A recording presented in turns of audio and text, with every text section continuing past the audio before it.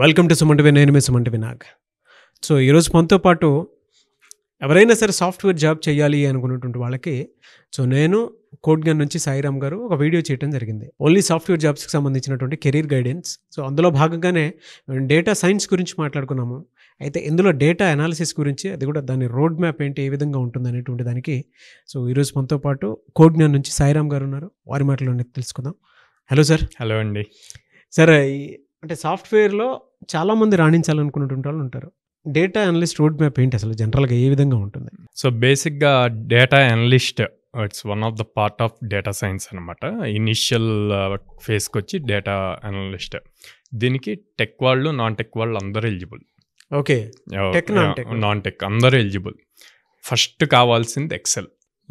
MS ఆఫీస్లో XL ఉంటుంది కదా, ఆ ఎక్సెల్ బాగా అడ్వాన్స్డ్ లెవెల్లో నేర్చుకుంటే ఏ ప్రోగ్రామింగ్ అవసరం లేదు. ఫస్ట్ అది దాంట్లోనే మ్యాక్సిమం పార్ట్ అయిపోతుంది ఆ జాబ్ రోల్కి సంబంధించింది. దాని తర్వాత ఎస్క్యూఎల్ ఒకటి, తర్వాత ప్రోగ్రామింగ్ ఒకటి, ఇట్లాగా మల్టిపుల్ లెవెల్స్ అనమాట కంపెనీస్ని బేస్ చేసుకొని ఉంటుంది. సో అది చూస్తే మనం ఇక్కడ ఇచ్చాం ఏమేం కావాలి, ఏంటి ప్రొఫెషనల్ ప్రాపర్ డేటా అనలిస్ట్కి ఏం కావాలి అన్నది. సో మ్యాథమెటిక్స్, స్టాటిస్టిక్స్ వాళ్ళు ఇంటర్మీడియట్ లెవెల్లో నేర్చుకునే మ్యాథమెటిక్స్, స్టాటిస్టిక్స్ మేజర్కి కావాలి. వాటి రిలేటెడ్ టాపిక్స్ కూడా ఇవ్వటం జరిగింది. సో అవి తర్వాత నెక్స్ట్ ఏం కావాలి, టూల్స్ వచ్చేసి MS Excel, Tableau, rapid miner, power BI, ఇట్లా డిఫరెంట్ టూల్స్ ఉన్నాయి. వాటిలో ఏదైనా నేర్చుకోవచ్చు. ఎక్సెల్ అన్నది మాత్రం మెజారిటీగా కావాలి. తర్వాత దాన్ని ఆటోమేట్ చేయడానికి ప్రోగ్రామింగ్ యూజ్ చేస్తాం. సో ఆ ప్రోగ్రామింగ్లో పైథాన్ కానీ, ఆర్ కానీ, ఇట్లా different things. At the same time SQL కావాలి డేటాబేస్ పాయింట్లో. వీటన్నిటితో పాటు ఆబ్వియస్గా ఈ ప్రోగ్రామింగ్ కానీ, డేటాబేస్ కానీ అన్నీ ఇంప్లిమెంట్ చేయాలంటే ముందు మనకి లాజికల్ థింకింగ్ స్కిల్స్ కావాలి. ఆ స్కిల్స్ ఉంటే అప్పుడు వీటన్నిటిని మ్యాప్ చేయడానికి ఈజీ అవుతుంది.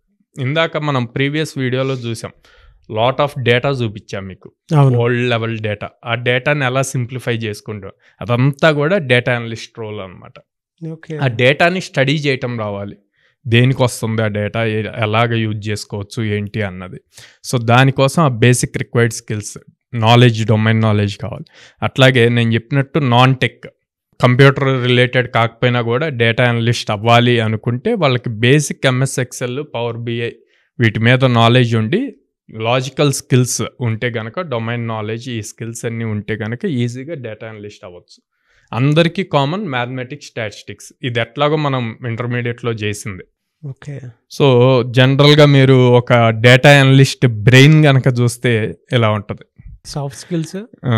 సో ఇవన్నీ మనం ఏ జాబ్ తీసుకున్నా కూడా ఇటు సైడ్ పార్ట్, మీరు రైట్ సైడ్ ఏదైతే చూస్తున్నారో ఆ పార్ట్ అంతా కామన్. ఆ లెఫ్ట్ సైడ్ వచ్చేసి బేసిక్ థింగ్స్ చాలా సింపుల్గా నేర్చుకోవచ్చు 2.5 monthsలో. Tableau, SQL, Python, statistics, power BI, Excel, అదంతా హార్డ్ స్కిల్. అటువైపుది సాఫ్ట్ స్కిల్. అంటే డేటా జనరల్గా వచ్చేసేయాలి సాఫ్ట్ స్కిల్ అన్నవి. అవునవును. స్టోరీ టెల్లింగ్ ఉంది, ప్రాబ్లమ్ సాల్వింగ్ ఉంది, క్యూరియాసిటీ ఉంది, కమ్యూనికేషన్ మోస్ట్ ఇంపార్టెంట్. సో ఇది జనరల్గా ఎవరైనా టెక్నికల్, నాన్ టెక్నికల్ ఎవరైనా నేర్చుకోవచ్చు అండి. అందరి ఫ్రెషర్ జాబ్స్ ఉంటాయి. ఫ్రెషర్ మినిమం 3 LPAతో స్టార్ట్ అవుతుంది. ఓకే. దీని నెక్స్ట్ స్టెప్ డేటా అనలిస్ట్ అయ్యాక అప్పుడు నెక్స్ట్ వాళ్ళ కెరీర్ గ్రోత్కి డేటా ఇంజనీరింగ్ యూజ్ అవుతుంది. డేటా ఇంజనీరింగ్ వచ్చేసరికి మళ్ళీ ఫ్రెషర్ పాయింట్లో చూసుకుంటే టెక్నికల్ కావాలన్నమాట. సో దాంట్లో వచ్చేసి ఎక్కువగా డేటాబేస్ అను ప్రోగ్రామింగ్ మీద ఉంటుంది అనమాట. So first point programming, Python, R, ఇట్లా ఏదో ఒక ప్రోగ్రామింగ్ లాంగ్వేజ్. తర్వాత ఎస్క్యూఎల్ కావాలి, లైనెక్స్ కమాండ్స్ కావాలి. మనం ఇప్పుడు జనరల్గా విండోస్ ల్యాప్టాప్స్ వాడతాం, ఇండస్ట్రీలో మ్యాక్సిమం అంతా లైనెక్స్ సిస్టమ్స్ వాడతారు. సో దాని సపరేట్ కమాండ్స్ కావాలన్నమాట. ఆ కమాండ్స్ నేర్చుకో. తర్వాత డేటాబేసెస్, మనకి డేటాబేస్లో 2 types ఉంటుంది, రిలేషనల్, నాన్ రిలేషనల్. సో వాటిని నేర్చుకోవాలి. అన్నిట్లోనూ స్ట్రాంగ్ స్కిల్ ఉండాలి. ఎందుకంటే ఇంజనీరింగ్ చేస్తున్నాం, వచ్చిన డేటాని అనలైజ్ అయ్యాక మళ్ళీ దాని మీద మల్టిపుల్ థింగ్స్ అప్లై చేయాలి. కాబట్టి ఈ స్కిల్స్ అన్నీ ఇంపార్టెంట్. సో క్లౌడ్, AWS వాడుతున్నాం, మైక్రోసాఫ్ట్ అజ్యూర్ వాడుతున్నాము, ఇవన్నీ ఇంపార్టెంట్. తర్వాత స్టోరేజ్, ఆ క్లౌడ్లో మళ్ళీ ఏ టైప్ ఆఫ్ అప్లికేషన్లో స్టోరేజ్ చేయాలి అన్నది, దాని పైప్ లైన్, ప్రాసెసింగ్. తర్వాత బిగ్ డేటా టెక్నాలజీస్ అన్నవి చాలా important. Data governance and infrastructure. ఇప్పుడు ఆ టాప్ CI/CD డెవాప్స్ రిలేటెడ్ వస్తుంది అనమాట. దాని మీద చాలా ఎక్కువ జాబ్స్ ఉంటున్నాయి.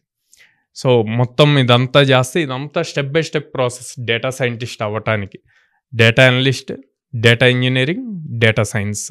సో మీరు కనుక డేటా సైంటిస్ట్ అవ్వాలి అనుకునేటువంటి వాళ్ళు టెక్నికల్ బ్యాక్గ్రౌండ్ నుంచి అయినా సరే, నాన్ టెక్నికల్ బ్యాక్గ్రౌండ్ నుంచి అయినా సరే, దీనికి కంటిన్యూగా ఇంకొక వీడియో కూడా చేస్తాము. నాన్ టెక్నికల్ బ్యాక్గ్రౌండ్ ఒకవేళ సాఫ్ట్వేర్ జాబ్లో రాణించాలి అనుకుంటే ఎటువంటి స్కిల్స్ డెఫినెట్గా ఉండాలి, కోడ్ని ఏ విధంగా అందిస్తుంది అనేటువంటి విషయం చెప్పడానికి. నేవి కమింగ్ టు అది సార్, చాలామంది స్టూడెంట్స్ ఇక్కడ జాయిన్ అవ్వాలి అనుకున్నటువంటి వాళ్ళు ఉంటారు. ఎందుకంటే ఇక్కడ 100% జాబ్ అసెస్మెంట్ ఉంది. ఆల్మోస్ట్ ఒక 600 కంపెనీస్ ఎక్కడా లేని విధంగా తెలుగు రాష్ట్రాల్లో ఇక్కడ మాత్రమే చాలామంది స్టూడెంట్స్కి లైఫ్ని ఇవ్వబోతుంది. దాంతోపాటు ఫీడ్బ్యాక్ కూడా చూసాం మనం. మీరు కనుక కావాలి అనుకుంటే కోడ్గానికి సంబంధించి మేము ఇన్స్టిట్యూట్కి వెళ్ళి చేసినటువంటి వీడియోస్ కూడా ఉన్నాయి. అండ్ దాంతోపాటు సో రీసెంట్గా నేను అమీర్పేట వెళ్ళి కూడా అక్కడ ప్లేస్మెంట్ వాళ్ళు వస్తే దాన్ని కూడా నేను కవర్ చేయడం జరిగింది. ఆ వీడియో కూడా మీరు ఒకసారి చూడొచ్చు. సో జాయిన్ అవుదాం అనుకున్నటువంటి వాళ్ళు ఉన్నారు, మిమ్మల్ని అప్రోచ్ అవ్వాలంటే ప్రాసెస్ ఏంటి? స్క్రీన్ మీద కనిపిస్తున్న నెంబర్స్ కాల్ చేయొచ్చు అండి, ఆర్ వాళ్ళు డైరెక్ట్గా విజిట్ చేసి మాతో మాట్లాడి డిసైడ్ అవ్వచ్చు. విజయవాడలో మొగలరాజపురంలో ఉంది బ్రాంచ్, అండ్ దెన్ హైదరాబాద్లో JNTU మెట్రో స్టేషన్ దగ్గర ఉంది, అండ్ దెన్ అమీర్పేటలో ఆపోజిట్ చెన్నై షాపింగ్ మాల్ ఉంది, బెంగళూరులో BTM లేఅవుట్లో ఉందన్నమాట. సో ఈ ప్లేసెస్లో వాళ్ళు విజిట్ చేసి మాట్లాడి దెన్ డిసైడ్ అవ్వచ్చు. Anyways thank you so much Sairam గారు.